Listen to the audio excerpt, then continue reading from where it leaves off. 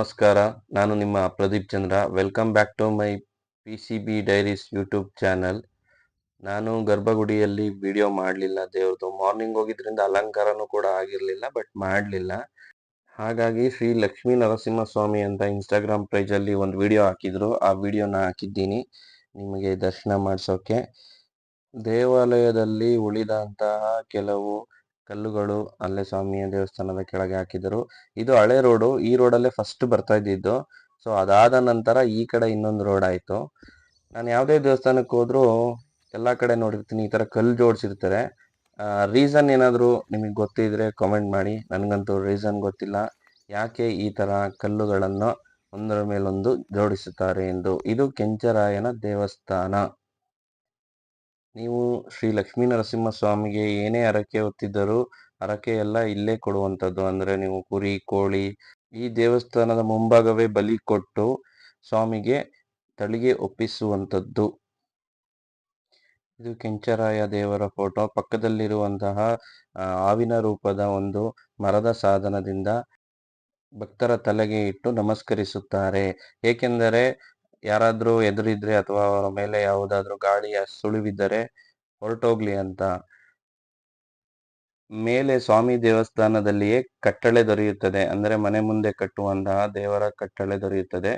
ಅದನ್ನು ಮನೆ ಮುಂದೆ ಕಟ್ಟಿದರೆ ಯಾವುದೇ ದೆವ್ವಭೂತ ಮನೆ ಒಳಗೆ ಬರುವುದಿಲ್ಲ ಎಂದು ಇಲ್ಲಿಯವರ ನಂಬಿಕೆ. ಯಾವುದೇ ದೇವಸ್ಥಾನದಲ್ಲಿಯಾದರೂ ದೆವ್ವ ಗಾಳಿಯನ್ನು ಬಿಡಿಸಿದ ನಂತರ ಆ ಗಾಳಿ ಅಥವಾ ದೆವ್ವವನ್ನು ಮತ್ತೆ ಪ್ರಪಂಚಕ್ಕೆ ಬಿಡುತ್ತಾರೆ ಎಂದು ಹೇಳುತ್ತಾರೆ. ಬಟ್ ಈ ದೇವಸ್ಥಾನದಲ್ಲಿ ಮಾತ್ರ ಯಾವುದೇ ಗಾಳಿ ಅಥವಾ ಯಾವುದೇ ದೆವ್ವವನ್ನು ಬಿಡಿಸಿದರೆ ನರಸಿಂಹಸ್ವಾಮಿಯವರು ತಮ್ಮ ಜೊತೆಯಲ್ಲಿಯೇ ಆ ಗಾಳಿ ಮತ್ತು ದೆವ್ವನನ್ನು ಕಟ್ಟಿ ಹಾಕಿಕೊಳ್ಳುತ್ತಾರೆಂಬ ಪ್ರತೀತಿ ಉಂಟು. ದೇವಸ್ಥಾನದ ಹರಕೆಗಾಗಿ ತಳಿಗೆ ಕೊಡುವವರು ಈ ಕ್ವಾರ್ಟರ್ಸ್ಗಳನ್ನು ಬಳಸಿಕೊಳ್ಳಬಹುದು. ಆಮೇಲೆ ನಿಮಗೆ ಅಲ್ಲೇ ಪಾತ್ರೆಗಳು ಸಿಗುತ್ತದೆ. ಆಮೇಲೆ ನೀರಿನ ವ್ಯವಸ್ಥೆ ಕೂಡ ಇದೆ. ಅಲ್ಲೇ ನಿಮಗೆ ಏನು ಖಾರನ ರುಬ್ಬಿ ಕೊಡಲಾಗುತ್ತೆ, ಮಸಾಲೆ ರುಬ್ಬಿ ಕೊಡಲಾಗುತ್ತೆ. ನೀವೇನು ತಗೊಂಡಲೇ ಹೋದ್ರೆ ಇದ್ರು ಕೈಯಲ್ಲಿ ದುಡ್ಡಿದ್ರೆ ಎಲ್ಲ ಕೆಲಸವನ್ನು ಮುಗಿಸ್ಕೊಂಡು ದೇವರಿಗೆ ತಳಿಗೆಯನ್ನು ಅರ್ಪಿಸಿ ಮನೆಗೆ ವಾಪಸ್ ಬರ್ಬೋದು. ಈ ಬೆಟ್ಟ ನೋಡಿ, ಮೊದಲು ನಾವು ಆ ಕಡೆ ಹತ್ತಕ್ಕೆ ಹೋಗ್ತಾ ಇದ್ವಿ. ಈ ಸತಿ ಹತ್ತಕ್ಕೆ ಟ್ರೈ ಮಾಡಲಿಲ್ಲ. ಬೆಟ್ಟದ ಮೇಲೆ ನಿಮಗೆ ಟೀ, ಕಾಫಿ, ಏನು ಬೇಕೋ ಬಿಸ್ಕೆಟ್ಸ್ ಆಗಿರ್ಬೋದು, ಕಂಪ್ಲೀಟ್ ಅಂಗಡಿಗಳು ಇಲ್ಲೇ ಇದೆ. ಸೊ ಅದನ್ನು ಯುಟಿಲೈಸ್ ಮಾಡ್ಕೋಬೋದು. ಇದು ಕೂಡ ನೀವು ಅಡುಗೆ ಮಾಡಲಿಕ್ಕೆ ಬೇಕಾಗಿರುವಂತಹ ಕ್ವಾರ್ಟರ್ಸ್ಗಳನ್ನ ಮಾಡಿದ್ದಾರೆ ನೋಡಿ.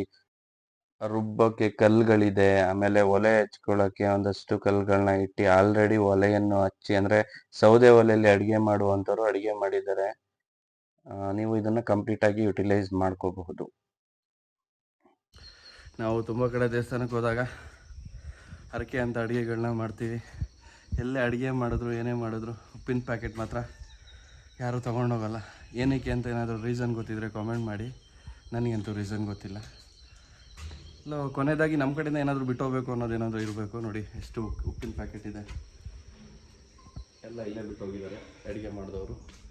ಸೊ ಅದನ್ನು ಯಾರೂ ಯೂಸ್ ಮಾಡಲ್ಲ, ಸುಮ್ಮನೆ ಬಿಟ್ಟೋಗಿದ್ದಾರೆ. ಯಾಕಂದರೆ ಅವ್ರು ಬರಬೇಕಾದ್ರೂ ಉಪ್ಪು ತಂದಿರ್ತಾರೆ, ಅಡುಗೆಗೆ ಬೇಕೇ ಬೇಕು ಅಂತ. ಏನೋ ಗೊತ್ತಿಲ್ಲ, ಏನಾದರೂ ರೀಸನ್ನು ಪರ್ಟಿಕ್ಯುಲರ್ ಇದೆ ರೀಸನ್ ಅಂತಿದ್ರೆ ಅದ್ರ ಬಗ್ಗೆ ಒಂದು ಕಮೆಂಟ್ ಮಾಡಿ.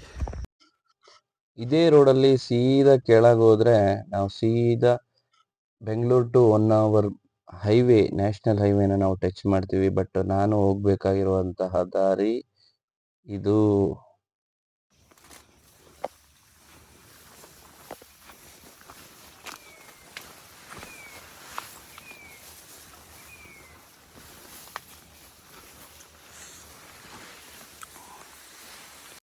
ಇದು ದಾರಿಯನ್ನು ಜಾತ್ರಾ ಸಮಯದಲ್ಲಿ, ಅಂದರೆ ಏಪ್ರಿಲ್ಗೆ ಹತ್ರ ಜಾತ್ರೆ ನಡೆಯುತ್ತೆ ವರ್ಷಕ್ಕೆ, ಮಾರ್ಚ್ ಏಪ್ರಿಲ್ ಆ ಟೈಮಲ್ಲಿ, ಬೇಸಿಗೆ ಸಮಯದಲ್ಲಿ. ಅವಾಗ ಕಂಪ್ಲೀಟಾಗಿ ಈ ರೋಡನ್ನ ಸ್ವಲ್ಪ ಕ್ಲೀನ್ ಮಾಡ್ಕೊತಾರಂತೆ. ಅಂದರೆ ಇಲ್ಲಿಂದನೇ ದೇವರು ಹೋಗುವಂಥ ಜಾಗ. ಸೊ ಹಂಗಾಗಿ ಈ ರೋಡನ್ನ ಅವಾಗ ಕ್ಲೀನ್ ಮಾಡ್ತಾರೆ ಅಂತ ಇಲ್ಲಿನ ಅರ್ಚಕರು ಹೇಳಿದ್ರು. ಆಮೇಲೆ ಈ ದೇವಸ್ಥಾನದ ವಿಶೇಷ ಏನು ಅಂತಂದರೆ, ನರಸಿಂಹ ಬಂದ್ಬಿಟ್ಟು ವೈಷ್ಣವರ ಆರಾಧ್ಯ ದೈವ. ಬಟ್ ಇಲ್ಲಿ ಪೂಜೆ ಮಾಡುವಂಥವರು ಶೈವರು ಅಂದರೆ ಶಿವನ ಆರಾಧಕರು. ಬಟ್ ಇಲ್ಲಿ ಗರ್ಭಗುಡಿನ ಪೂಜೆ ಮಾಡುವಂಥವರು ಸೇವ್ ಆಗಿದ್ದಾರೆ. ಇದು ಇಲ್ಲಿನ ಒಂದು ಸ್ಪೆಷಲ್ ಥಿಂಗ್.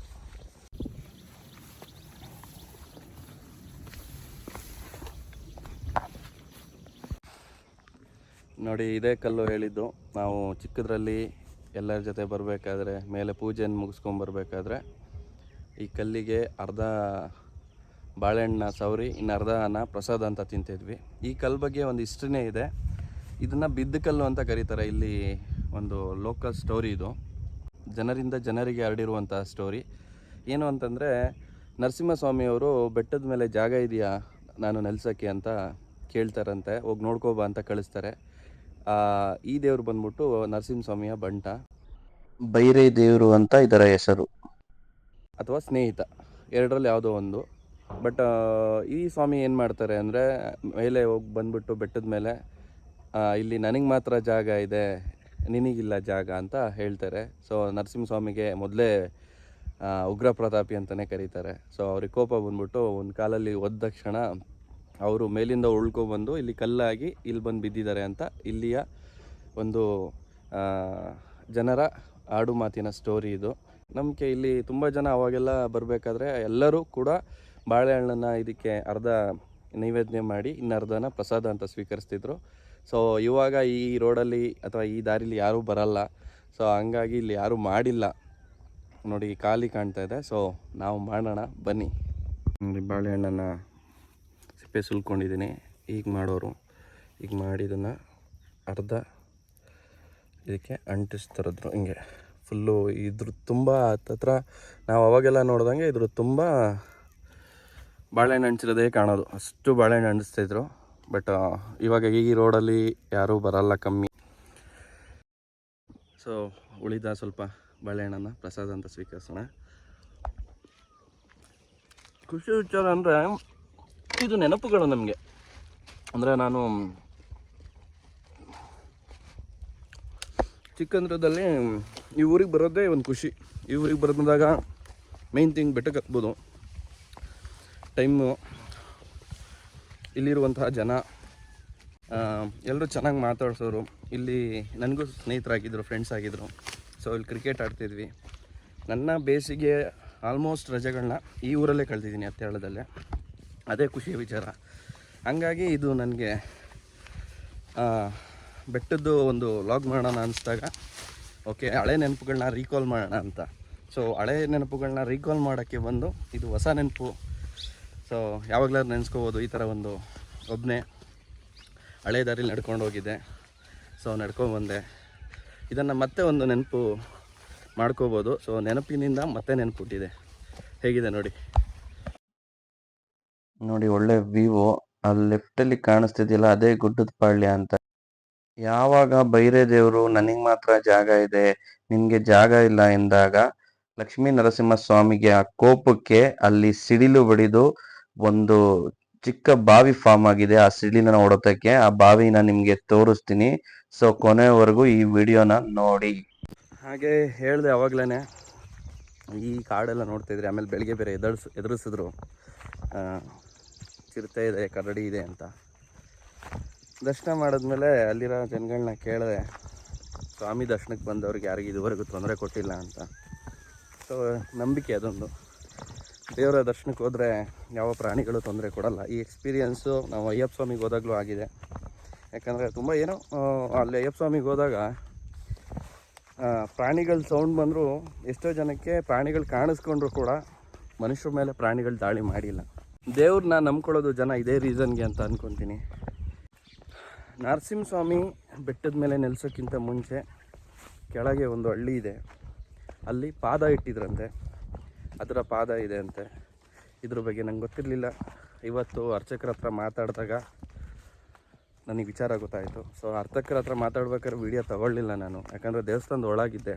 ಅಲ್ಲಿ ಹಾಕಿದ್ರು, ಸೊ ವಿಡಿಯೋ ಶೂಟ್ ಮಾಡೋಂಗಿಲ್ಲ ಅಂತ. ಆ್ಯಸ್ ಎ ಎಜುಕೇಟೆಡ್ಗಳಾಗಿ ಏನೋ ವಿಡಿಯೋ ಲಾಗ್ ಮಾಡ್ತೀವಿ ಅಂತ ಹೇಳಿ ಅಲ್ಲೊಂದು ನಿಯಮಗಳಿರುತ್ತೆ, ಅದನ್ನೆಲ್ಲ ನಿರ್ಬಂಧಿಸುವಂತಹ ಪ್ರಯತ್ನ ಮಾಡಬಾರ್ದು. ಕೆಳಗೆ ನೋಡ್ಕೊಂಡು ನಡಿಬೇಕು. ಇಲ್ಲಿ ಕಲ್ಲು ಮಿಸ್ ಆದರೆ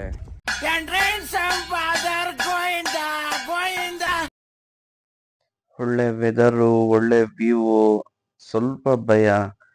ಅದ್ರ ಜೊತೆ ಒಂದು ಒಳ್ಳೆ ಎಕ್ಸ್ಪೀರಿಯನ್ಸ್ ಕೊಡ್ತು ಈ ಲಾಗ್ ನನಗೆ. ಮಾರ್ನಿಂಗು ಒಂದು ವಾಕಿಂಗ್ ಆದಂಗೆ ಆಯಿತು, ಏನು ತುಂಬ ಸ್ಟ್ರೆಸ್ ಆಗಲಿಲ್ಲ. ಫೈನಲಿ ನನ್ನ ಸ್ಟಾರ್ಟಿಂಗ್ ಪಾಯಿಂಟಿಗೆ ಬರ್ತಾ ಇದ್ದೀನಿ. ಸೊ ಯಾವುದೇ ಟ್ರೆಕ್ಕಿಂಗ್ ಮಾಡಿದಾಗಲೂ ಅಷ್ಟೇ, ಎಲ್ಲಿ ಸ್ಟಾರ್ಟ್ ಮಾಡಿದ್ವಿ ಎಲ್ಲ ಟ್ರೆಕ್ಕಿಂಗ್ ಮುಗಿಸಿ ಮತ್ತೆ ಅದೇ ಸ್ಟಾರ್ಟಿಂಗ್ ಪಾಯಿಂಟಿಂಗ್ ಬಂದಾಗ ನಮಗೆಲ್ಲ ಅನಿಸೋದು ಒಂದೇ ಒಂದು, ಮುಖದಲ್ಲಿ ಏನನ್ನು ಸಾಧಿಸಿರೋ ಸಂತೋಷ. ಇದೇ ಮರ ನಾನು ಸ್ಟಾರ್ಟ್ ಮಾಡಿದಂಥ ಪಾಯಿಂಟು. ನನ್ನ ಕಾರು ಅಲ್ಲೇ ನಿಂತಿದೆ ನೋಡಿ.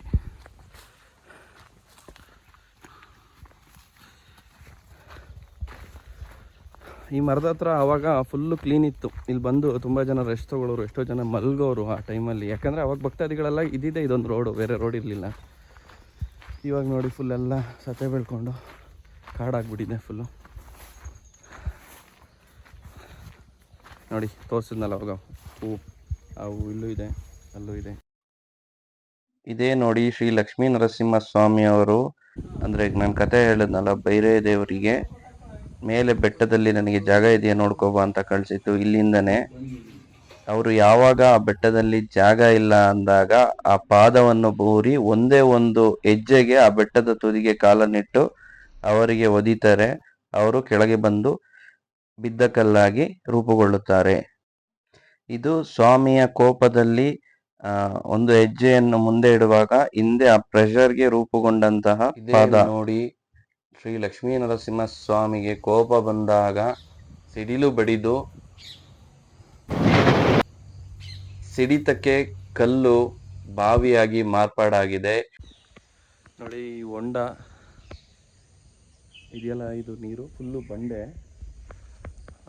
ನರಸಿಂಹದೇವರು ಮತ್ತು ಅವರ ಸ್ನೇಹಿತರು, ಅದೇ ಹೇಳಿದ್ನಲ್ಲ ಸ್ಟೋರಿ, ಆ ಸ್ಟೋರಿ ಆದಾಗ ಅವರಿಗೆ ಕೋಪ ಬಂದಾಗ ಸಿಡಿಲು ಬಡಿದು ಆಗಿರುವಂತಹ ಹೊಂಡ ಇದು. ಇದು ನೀರೇ ಖಾಲಿ ಆಗಲ್ವಂತೆ, ವರ್ಷದ 365 ದಿವಸನೂ ನೀರಿರುತ್ತೆ.